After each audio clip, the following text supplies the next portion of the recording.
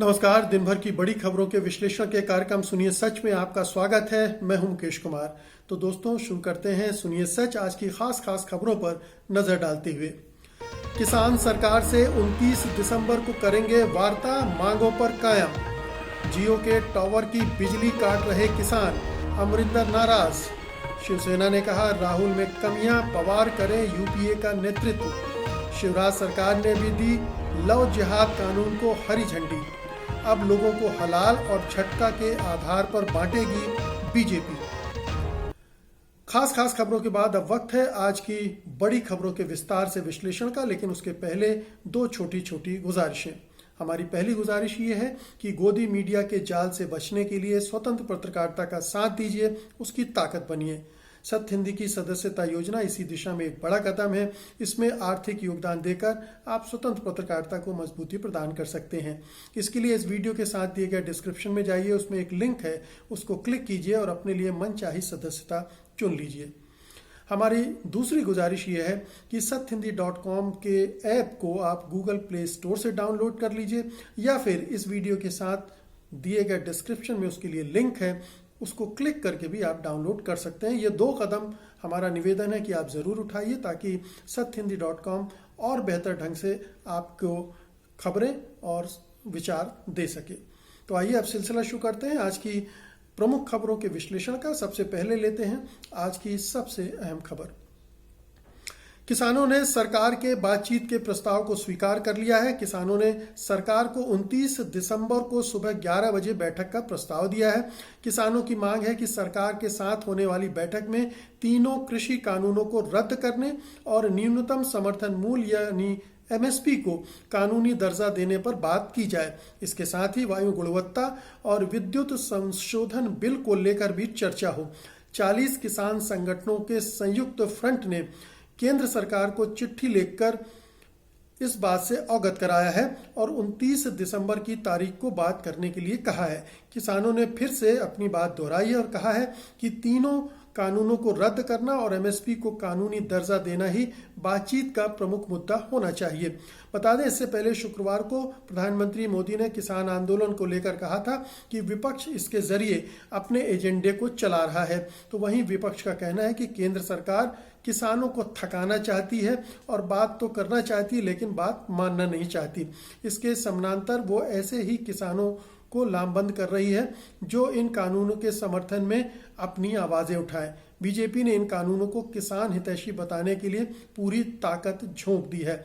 तो एक तरफ सरकार अपने स्टैंड से जरा भी नहीं हिली है, वो इन कानूनों को वापस लेने के लिए कतई तैयार नहीं है, लेकिन प्रस्ताव पर प्रस्ताव भेज रही है। इसीलिए शायद किसानों ने भी सोचा होगा कि प्रस्ताव आ रहा है तो बातचीत की जाए, अन्यथा उन पर आरोप लगेगा कि वो तो बातचीत के लिए राजी नहीं हो रहे हैं।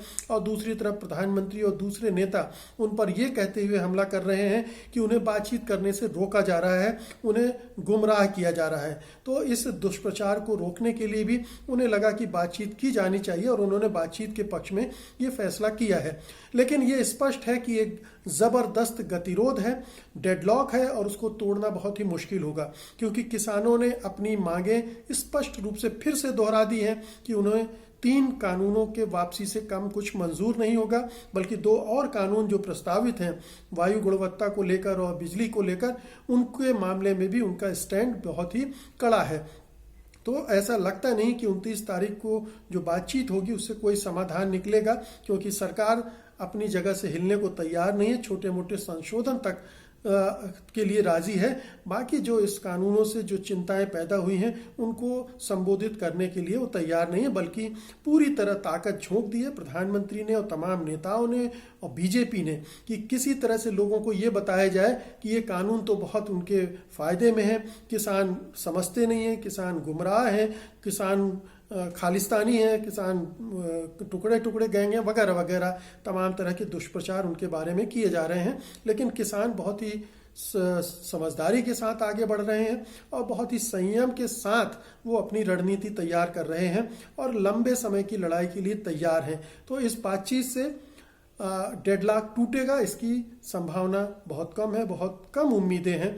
लेकिन देखें सरकार क्या कोई और प्रस्ताव इस बैठक में रखती है अपनी तरफ से, ताकि बातचीत अगले दौर की हो, बातचीत जारी रहे और कुछ समाधान के रास्ते दूसरे निकाले जाएं। अगर सरकार इतना भी कर दे कि ये कानून हम स्थगित कर रहे हैं, इस पर दोबारा से चर्चा करेंगे और इनमें जो बदलाव की ज़रूरत है वो करेंगे, या अगर संसद और बाहर जो विचार विमर्श से तय होता है कि नहीं इन कानूनों को निरस्त कर दिया जाना चाहिए, तो ये विकल्प भी खुला है। इतनी अगर उदारता, खुलापन सरकार दिखाएगी तभी इस समस्या का समाधान होने की कोई संभावना बनेगी, अन्यथा ये गतिरोध अभी लंबा चलेगा। किसान नहीं झुक रहे हैं, ये उन्हें लग रहा है कि उनके जीने मरने का प्रश्न है, इसलिए उनका न झुकना समझ में आता है। सरकार को झुकना चाहिए कायदे से। एक लोकतंत्र में इतने बड़े आंदोलन का सम्मान करते हुए, इतने लोगों की चिंताओं का ध्यान रखते हुए उसे एक कदम पीछे हटने में हेठ ही नहीं दिखानी चाहिए, हठधर्मिता से काम नहीं लेना चाहिए, जो कि प्रधानमंत्री अपने हर भाषण में जाहिर करते हैं। एक एरोगेंस, एक अहंकार और एक जिद्दीपना उनके अंदर भर गया है, और ये एक बहुत ही नकारात्मकता है जो पूरे देश के लोकतंत्र को प्रदूषित कर रही है। उसको कहना चाहिए कि उसका गला घोंट रही है। तो उम्मीद करनी चाहिए कि एक लोकतांत्रिक माहौल में संवाद के जरिए सरकार लचीलापन दिखाते हुए इस समस्या का समाधान ढूंढेगी।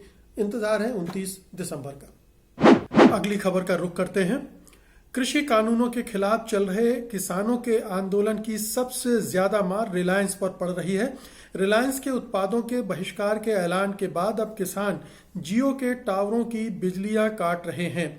इससे कंपनी को खासा नुकसान हो रहा है। बीते कुछ दिनों में किसानों ने नवा शहर, फिरोजपुर, मानसा, बरनाला, फाजिल्का, पटियाला और मोगा जिलों में लगे जियो के टावरों को सप्लाई बिजली की काट दी। बरनाला और बठिंडा के गांव में लगे जियो के टावर की बिजली काटने के बाद किसानों ने इनके गेट भी बंद कर दिए। इससे नाराज मुख्यमंत्री अमरिंदर सिंह ने कहा है कि पंजाब में किसानों को वैसा ही अनुशासन दिखाना चाहिए जैसा कि दिल्ली के सीमा पर चल रहे आंदोलन में उन्होंने दिखाया है। अमरिंदर ने कहा कि इससे न केवल पढ़ाई पर गंभीर असर हो रहा है, बल्कि ऐसे छात्रों का भी भविष्य खराब हो रहा है जो ऑनलाइन पढ़ाई पर निर्भर हैं। जो लोग घर से काम कर रहे हैं उनके निजी जीवन में भी मुश्किलें पेश आ रही हैं। उन्होंने कहा कि टेलीकॉम सेवाओं को रोकने से पहले से ही गड़बड़ा चुकी राज्य की माली हालत पर भी गंभीर असर पड़ेगा। तो किसानों में जियो को लेकर, अंबानी को लेकर, अडानी को लेकर जबरदस्त गुस्सा है और उन्होंने इनके बहिष्कार का ऐलान भी किया था। गुस्सा इसलिए है कि ये दोनों कंपनियां सरकार की खास हैं, केंद्र सरकार की खास हैं, और जो भी कृषि कानून बनाए गए हैं उनको लेकर ये माना जाता है कि इन कंपनियों को फायदा पहुंचाने के लिए ये सब किया जा रहा है। अदानी ने बहुत जगह हरियाणा, पंजाब में अपने स्टोरेज सेंटर भी बना लिए हैं, और इसी तरह से अंबानी ने भी धीरे धीरे बहुत सारी चीज़ों पर अपना शिकंजा कस दिया है। तो इससे जो गुस्सा पैदा हुआ है किसानों में, वो इस तरह से सामने आ रहा है और इन चीज़ों के बहिष्कार की बात की जा रही है। तो ये लाजमी ही था कि जियो के जो भी संस्थान हैं, जो भी कहना चाहिए इस्टेब्लिशमेंट है, उनको किसान टारगेट करें, और ये कर रहे हैं। तो ऐसी तोड़ फोड़ नहीं की, उन्होंने केवल बिजली की सप्लाई काटी है। अब अगर अमरिंदर साहब को चिंता हो रही है, अगर उनके अदानी और अंबानी से संबंध नहीं है और उनको वो फ़ायदा पहुंचाने के लिए ये सब तरकीबें और जो सुझाव और नसीहतें दे रहे हैं, नहीं दे रहे हैं, तो उन्हें ये करना चाहिए कि जो दूसरे विकल्प उनको अवेलेबल कराना चाहिए। जब इनके बहिष्कार का ऐलान किसानों ने किया है तो इसके जियो के जो विकल्प हैं वो लोगों को आजमाने के लिए कह सकते हैं। इससे उनकी पढ़ाई पर कोई असर नहीं पड़ेगा और चिप कोई बहुत महंगी नहीं मिलती है, किसी भी दूसरे नेटवर्क का वो चिप ले सकते हैं। तो लेकिन लगता है कि एक जो कांग्रेस की और अमरिंदर सिंह की भी हो सकता है कि बड़े उद्योगपतियों से कोई साठगांठ हो, कोई बातचीत हो, जो उन्होंने कल्पना नहीं की थी कि किसान आंदोलन की वजह से वहाँ भी आग पहुँचेगी, तो अब उससे परेशानी हो रही हो। अन्यथा ये इतना बड़ा मसला नहीं है जिस पर वो नाराज़गी जताते या किसानों को नसीहतें देते। लेकिन इससे ये बहुत साफ हो रहा है कि अमरिंदर सिंह किसानों की मदद के लिए उस हद तक नहीं जा रहे हैं जहां उनको जाना चाहिए, या वो चिंतित हो गए हैं। अगर पंजाब की राज्य की माली हालत पहले से गड़बड़ाई हुई है तो इसके लिए वो जिम्मेदार हैं। अगर उस पर इस बहिष्कार का असर पड़ रहा है तो इसके विकल्प या उपाय उन्हें तलाशने चाहिए, ना कि किसानों के आंदोलन में जो तय की गई चीज़ें उनको रोकने या उनको नियंत्रित करने की कोशिश उन्हें करनी चाहिए। तो स्पष्ट है कि अमरिंदर सिंह या तो घबरा गए हैं, या उनकी अदानी अंबानी से कोई साठगांठ है, या फिर वो पंजाब की हालत को लेकर बहुत ज़्यादा चिंतित हैं, लेकिन इसके लिए वो खुद जिम्मेदार हैं। अगली खबर लेते हैं। शिवसेना के मुखपत्र सामना का कहना है कि यूपीए ठीक ढंग से काम नहीं कर रहा है और उसका नेतृत्व शरद पवार को करना चाहिए। अपने संपादकीय में शिवसेना ने कहा है कि विपक्षी दल तब तक ताकतवर नहीं हो सकते जब तक कि वे एक साथ नहीं आ जाते। किसानों के आंदोलन का जिक्र करते हुए शिवसेना ने कहा है कि आंदोलन को 1 महीना पूरा हो चुका है, लेकिन केंद्र सरकार को कोई परवाह नहीं है। ऐसा इसलिए है क्योंकि इस देश का विपक्ष कमजोर है। संपादकीय कहता है कि विपक्ष की हालत किसी बंजर गांव की तरह है और इसे फिर से ताकतवर होने के लिए किसी नए नेता की जरूरत है। शिवसेना ने कांग्रेस के नेतृत्व वाले यूपीए की आलोचना करते हुए कहा है कि यूपीए को देखकर ऐसा लगता है कि ये एक एनजीओ है और एनसीपी को छोड़कर इसमें शामिल बाकी दलों को देखकर लगता है कि वे किसान आंदोलन को गंभीरता से नहीं ले रहे हैं। शिवसेना ने राहुल गांधी की आलोचना बहुत करीने से की है। शिवसेना ने कहा है कि राहुल गांधी व्यक्तिगत रूप से जोरदार संघर्ष करते रहते हैं और उनकी मेहनत बखान करने जैसी है, लेकिन कहीं तो कुछ कमी जरूर है। तो एक साथ उसने शिवसेना ने कांग्रेस के नेतृत्व पर भी और यूपीए के नेतृत्व पर, दोनों पर एक तरह से उंगलियां उठाई हैं, उनकी आलोचना की है। निंदा की हद तक तो नहीं गए हैं वो, लेकिन ये साफ इशारा कर रहे हैं कि जो कांग्रेस की हालत है और कांग्रेस जिस ढंग से यूपीए चला रही है उससे उसको तकलीफ है। तकलीफ इस बात की है कि जो केंद्र में अमित शाह और मोदी की सरकार है या बीजेपी की सरकार है, वो राज्यों में सरकारों को डावाडोल करने, उनको गिराने, तोड़ने फोड़ने की हरकतों में पिछले 6 सालों से लगी हुई है और उन्होंने कई सरकारें गिराई भी हैं। तो ये शिवसेना को भी डर है कि आने वाले समय में उनको भी टारगेट किया जा सकता है और अगर इसका मुकाबला करना है तो तमाम विपक्षी दलों को, गैर बीजेपी के दलों को आपस में एकजुट होना पड़ेगा, एक मोर्चा बनाना पड़ेगा। और ये काम यूपीए कर सकता था, कांग्रेस कर सकती थी, लेकिन वो ढीली पड़ी हुई है, चाहे वो राहुल गांधी हो चाहे सोनिया गांधी हो। इसीलिए उन्होंने कहा कि शिवसेना के संपादकीय में कहा गया कि ये यूपीए केवल एक किसी एनजीओ की तरह दिख रहा है, स्वयंसेवी संगठन की तरह दिख रहा है। उसमें वो जोश जज्बा उस तरह का नहीं है जैसा एक राजनीतिक लड़ाई के लिए होना चाहिए। तो वो चीज़ें नहीं दिख रही हैं और ये सही बात भी है कि यूपीए एक तरह से डिफंक्ट है। कहना चाहिए कि कोई हरकत उसमें नजर नहीं आ रही, मरणासन हो चुका है। तो ये चिंता इसलिए है। और दूसरी, जो शरद पवार का नाम बार बार वो आगे बढ़ा रही है, उसमें 2 तरह की बातें हो सकती हैं। एक तो ये कि साल भर से जिस तरह से शरद पवार तीनों पार्टियों को एकजुट रहकर सरकार को आगे बढ़ने दे रहे हैं सलाह के जरिए, वो उससे उन पर विश्वास जमा है। दूसरा ये कि राष्ट्रीय राजनीति में अब बहुत कम नेता हैं जो शरद पवार के कद के हैं और शरद पवार जैसे अनुभव और नेटवर्किंग रखते हैं। तो उन्हें लगता है कि अगर शरद पवार इस भूमिका में होंगे तो शायद यूपीए चल पड़ेगा। तीसरी बात है कि शरद पवार चूंकि एक मराठा नेता के रूप में जाने जाते हैं और मराठी राजनीति के हिसाब से शिवसेना को ये सूट भी करता है। तो ये तमाम कारण हैं जिनकी वजह से वो उनका नाम आगे बढ़ा रही है। लेकिन उसकी चिंता दुरुस्त है कि राष्ट्रीय स्तर पर अगर विपक्ष एक नहीं होगा तो उसका खामियाजा तमाम दलों को भुगतना पड़ेगा। अगली खबर का रुख करते हैं। मध्य प्रदेश मंत्रिमंडल ने धर्मांतरण विरोधी विधेयक को पारित कर दिया है। उत्तर प्रदेश की योगी सरकार और हिमाचल प्रदेश सरकार के बाद मध्य प्रदेश में भी लव जिहाद के खिलाफ इस कानून को बनाने का कदम उठा लिया गया है। मध्य प्रदेश के गृह मंत्री नरोत्तम मिश्र ने बताया, इस विधेयक में किसी का जबरन धर्मांतरण करवाने पर 1 से 5 साल कैद की सजा का प्रावधान है और कम से कम 25,000 रुपए जुर्माना लगाया जाएगा। उन्होंने कहा कि इस नए कानून के तहत किसी नाबालिग महिला या फिर दलित आदिवासी का जबरन धर्मांतरण करवाने पर 2 से 10 साल तक की सजा हो सकती है और कम से कम 50,000 रुपये जुर्माना देना होगा। इस विधेयक में कहा गया कि अगर कोई पहचान छिपाकर या फिर बहला फुसलाकर शादी करता है तो उसे शून्य माना जाएगा। नरोत्तम मिश्र ने कहा कि ये देश का सबसे कठोर कानून होगा और जल्द ही इसे विधानसभा में पेश किया जाएगा। बता दें कि उत्तर प्रदेश में अभी तक 1 महीने पहले ही धर्मांतरण कानून लागू हुआ था, लेकिन इस दौरान ही 35 लोगों को जेल भेजा जा चुका है और लगभग 1 दर्जन FIR दर्ज हो चुकी हैं। तो लव जिहाद या धर्मांतरण कानून का एक ही मकसद है। मकसद ये है कि सांप्रदायिक आधार पर विभाजन करना है हिंदू मुसलमानों का। हिंदू मुसलमान आपस में ना आ पाए, आपस में लड़की लड़के ना मिलें, वो आपस में शादी ना करें, उनके रिश्ते ना बने। तो इसको रोकने के लिए एक सांप्रदायिक एजेंडा जो बीजेपी का चल रहा है, उसी का एक हिस्सा है लव जिहाद कानून, जो कि उत्तर प्रदेश में 1 महीने में लागू होते ही हमने वहाँ देख लिया है कि एक के बाद एक फर्जी मामले बनाए जा रहे हैं। अभी तक एक भी ऐसा मामला नहीं आया जो वास्तविकता में धोखे से धर्म परिवर्तन कराया गया हो, जबरदस्ती धर्म परिवर्तन करवाया गया हो, विवश किया होगा, ऐसा एक भी मामला नहीं आया। बल्कि उत्तर प्रदेश पुलिस पहले के मामलों को उघाड़ उघाड़ कर ला रही है और बार बार वो मामले जो हैं गलत साबित हो रहे हैं। तो ये एक उत्पीड़न का सिलसिला चल पड़ा है उत्तर प्रदेश में और अब शायद बाकी के राज्य भी इसी लाइन पर देश के विभाजन की रूपरेखा तैयार कर रहे हैं, धार्मिक विभाजन की रूपरेखा।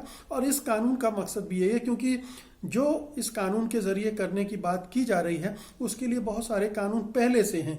अगर धर्मांतरण जबरदस्ती होता है तो उसके लिए पहले से कानून है और उसे रोकना कोई मुश्किल काम नहीं है। लेकिन दरअसल ये चीज़ें समाज में उस पैमाने पर नहीं हो रही हैं जिस पैमाने पर बीजेपी और उसके जो अनुषांगिक संगठन हैं वो प्रचार करते रहते हैं, दुष्प्रचार करते रहते हैं, क्योंकि इससे उनका जो सांप्रदायिक एजेंडा है, ध्रुवीकरण की राजनीति है, वो आगे बढ़ती है।